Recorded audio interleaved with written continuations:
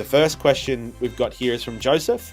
And Joseph's question is, what is your view on flipping? Is it a good strategy, or when is it a good strategy? So I guess firstly, for those of you who may be new to the Ripe House model, in early years and inception when we kind of were on, just started the business from the buyer's agency side. We've been around for many years prior to just doing direct buyer's agency for clients in terms of mentoring buyers agents, property groups, just investors themselves.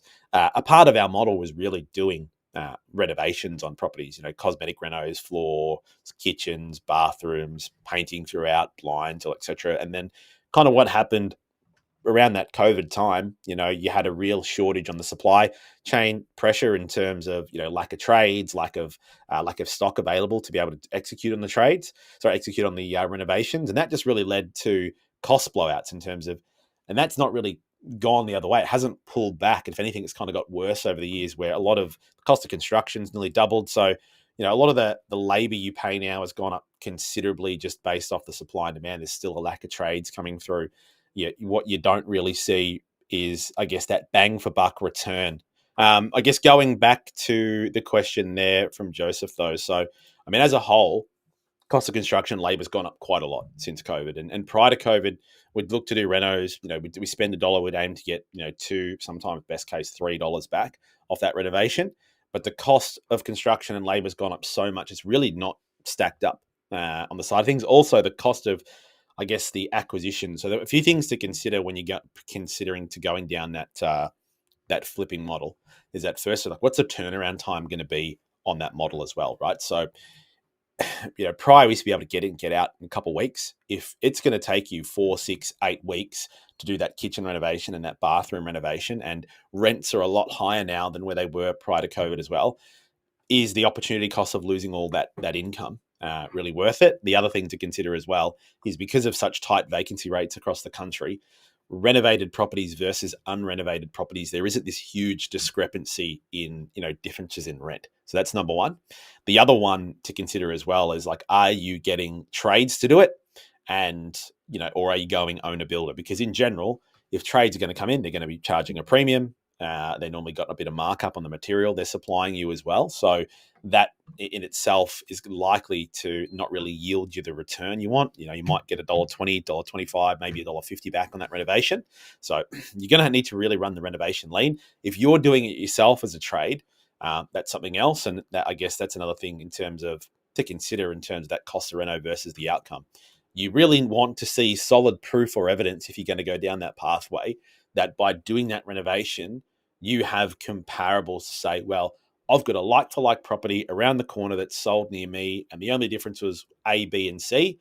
I can do that for $20,000. I already know I have concrete evidence that when I do that, it's going to increase the value of the property by 40, 50, 100,000, whatever it is. But I'd like to see a bit of that, because what I have seen over the last few years, I've seen us as the buyer's agent being able to source properties that maybe already been renovated at a price where there's not much of a discrepancy between unrenovated properties. And we're actually kind of almost getting an uplift in terms of, they might have spent $30,000 on the reno. We might be only paid 15 or 20,000 extra versus the unrenovated property. So that can be something there. The opportunity cost too, in terms of, I guess, how much time are you personally going to be putting into this renovation? If you're getting out there on the tools, doing it yourself, could that be time better spent, doing your own work, working overtime, doing your own side hustle, improving your serviceability, sourcing other projects, ongoing education to get promotions, all those kind of things. So there's that opportunity cost there as well. The other thing that I think is really important, and maybe this one here is just a bit of a bugbear of mine at the moment, because I'm doing a bit of shopping at the moment for a PPOR in a place near myself to live in. And I get really frustrated at places that have been renovated, but they've been renovated poorly, because it's almost like if the place hasn't been renovated professionally or to a really high standard, I'm going to have to come back and do that renovation again anyway, because you've done a bad job at it, right? So you'd want to make sure that the reno quality you're doing is at a high standard as well. It doesn't mean you have to use, marble bench tops, but what I mean by that is no crappy paints. You really want to make sure everything's nice and level, it's flush, it's clean, it's just a really solid look. I think that's very important. And then the other thing, and I guess what I've experienced or seen, particularly when people are sharing their flips, typically speaking, and I've got lots of reports from from other subscriptions, etc., that can kind of verify this.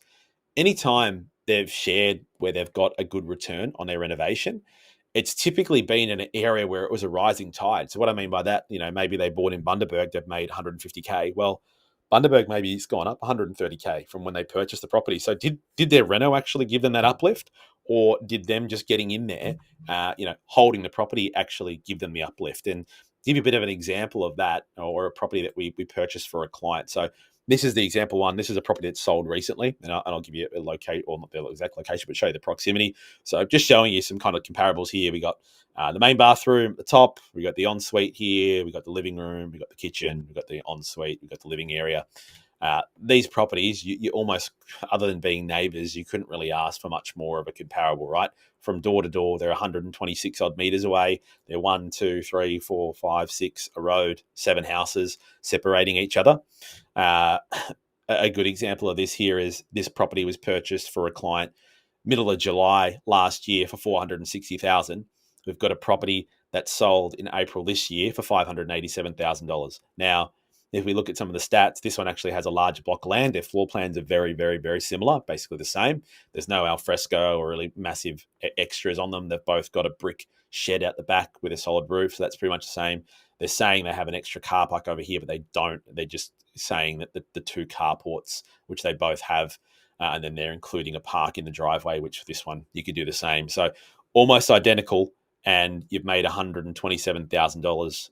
So basically 27.6% growth in this instance in 9 months. So we've got this inherent, I guess, thought process as investors where if we feel we're doing more, we're going to get a better result. And that's not typically the case.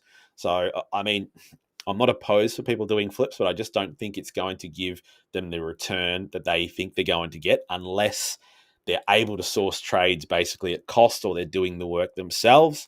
Or, you'd really, I'm not saying it's impossible. I'm talking in very general terms here, obviously. Or you're able to really have solid evidence in place where you've got comparables to go, no.